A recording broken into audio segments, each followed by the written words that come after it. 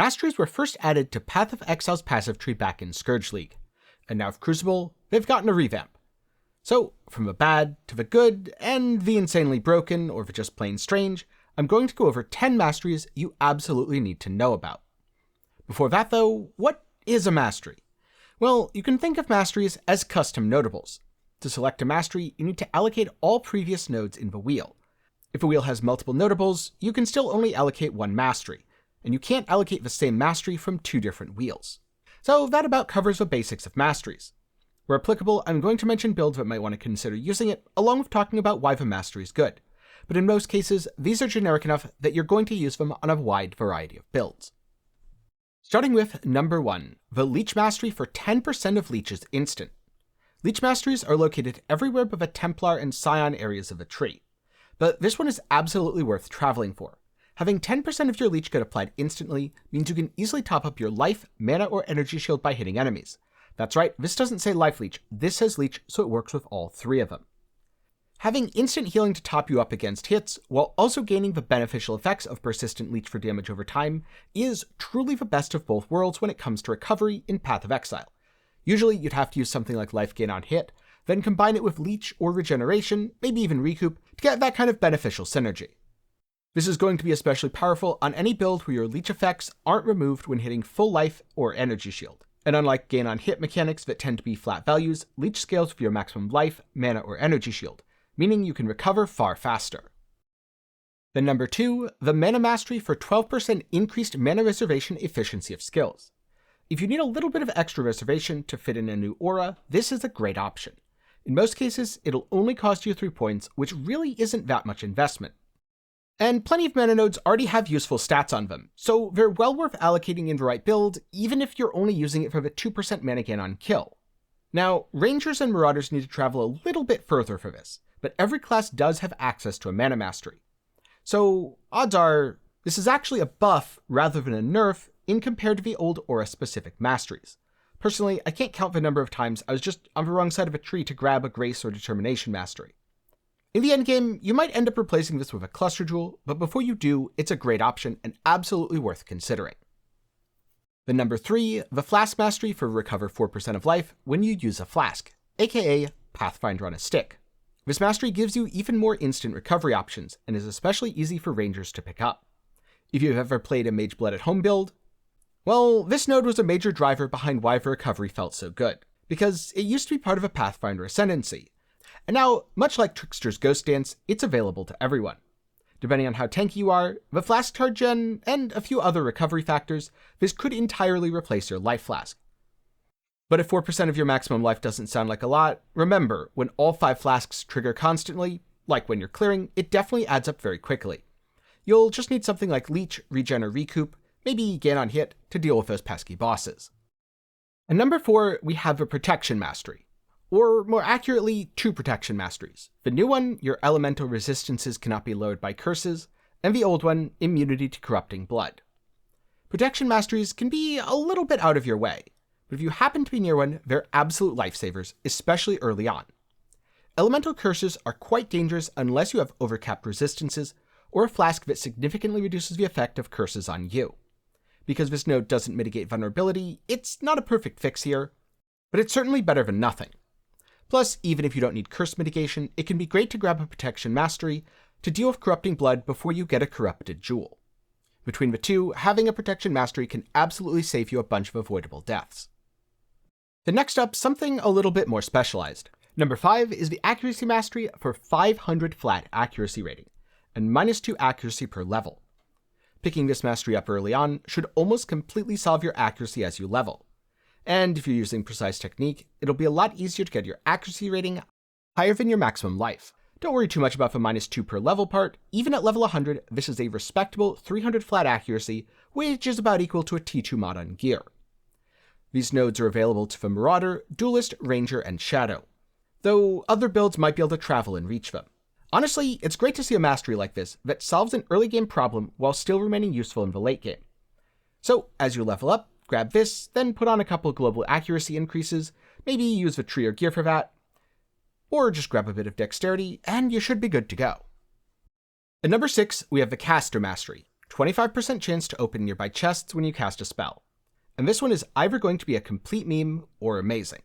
Chests in Path of Exile have the potential to drop a surprising amount of loot, including currency items and divination cards, but nobody actually opens them, because exiles like killing monsters, not clicking on boxes. Provided the Mastery has a large enough range to reach most chests around you, maybe you'll just clear Estuary over and over. In that case, I could see this being pretty good. But it probably won't, especially as no one wants to run Estuary over and over and over again, even if it means becoming rich and famous. At least I don't think. Then at number 7, we have what could be the most used Mastery in Path of Exile, or maybe the second or third most behind other life Masteries. 15% increased maximum life if there are no life modifiers on equipped body armor. There are a lot of great unique chest pieces, with no life modifiers on them. Think Cloak of Flame, Skin of a Loyal, or Skin of a Lords. Unfortunately, there's also a lot of them that don't have life rolls, but instead have other modifiers with a life tag, such as Brass Dome. So be sure to check PoEDB, as this can be very easy to miss. It's a mistake I made myself very recently. 15% increased life is pretty respectable. It's about equal to a T1 influence mod for increased maximum life. So it could actually be worth it to run a pure energy shield chest on a hybrid build to take advantage of a node like this. Because life nodes are everywhere, it's very easy to use on almost every build. Then at number 8, the Recovery Mastery for life recoup effects instead occur over 3 seconds. Now, recoup is a great defensive layer, causing you to recover a portion of damage taken over 4 seconds. Grabbing this mastery accelerates that recovery from recoup. Personally, I've been a big fan of adding recoup to my builds ever since it was added a few leagues back. Especially if they don't have easy access to Leech or regeneration. So I'm very happy to see even greater availability of recoup on the tree, with a new node placed over by Shadow, something that I think I asked for in the past. And speaking of options we didn't have before, I have some spicy ideas I've been thinking about which may involve the Snipe Gem. I need to know gem numbers to be sure, but there could be a spicy video out on that soon. So get subscribed to make sure you don't miss it. That said, back to talking about Masteries. Now, you're more likely to take this on a Witch or Shadow, but there's enough Masteries available that you can use it on any class if you have enough recoup. And because recoup reacts to your damage taken rather than your damage done, it's especially good on boss fights. And number 9, a very niche mastery, but one I wanted to highlight because it's just so darn useful for that niche, which is the Mark Mastery that causes your mark to transfer to another enemy when the marked enemy dies. Mark Masteries are still a bit hard to get. They're only really accessible to Ranger builds, though a Shadow or Duelist might be able to stretch over there. But this mastery in particular is going to get more important as the Ranger ascendancies get more generic. Sniper's Mark is awesome for projectile skills, but spamming it while you clear is no fun at all. Mark on hit solves this for attack builds, and cast on crit builds, but this solves it for caster builds. You'll have to use it once per pack, but having your mark jump between enemies is great, and now you don't even have to be a Deadeye or give up your gloves to do it. And then at number 10, the Cold Mastery for enemies permanently take 5% increased damage for each second they've been frozen by you, up to a maximum of 50%. Effectively, if you can freeze an enemy for 10 seconds, you fully shock them, permanently. Cold notables are sprinkled between the Ranger and Witch areas, making them fairly accessible. Now, this isn't necessarily going to help you in clearing. If something's near enough to full health after 10 seconds that you need 50% more damage, you probably need a lot more than 50% more damage. But on endgame bosses, this is especially great. You can't prevent a Pinnacle boss from acting by freezing them, but they do still count as frozen. So if you're playing a Heat Shiver build, absolutely pick this mastery up, and anytime you're using cold damage, it's definitely worth considering. And then finally, before I wrap things up, a couple quick bonus tips I wanted to highlight. 1, you can now get some interesting effects that cause intelligence to gain bonuses normally attributed to dexterity. 2, several masteries now give maximum resistances, giving you even more ways to mitigate enemy elemental damage. And instead of just the Claw Mastery, you now have a Poison Mastery and a Mark Mastery to mitigate enemy critical strikes. So those are 10 important masteries, a few of their uses, plus some bonus tips at the end.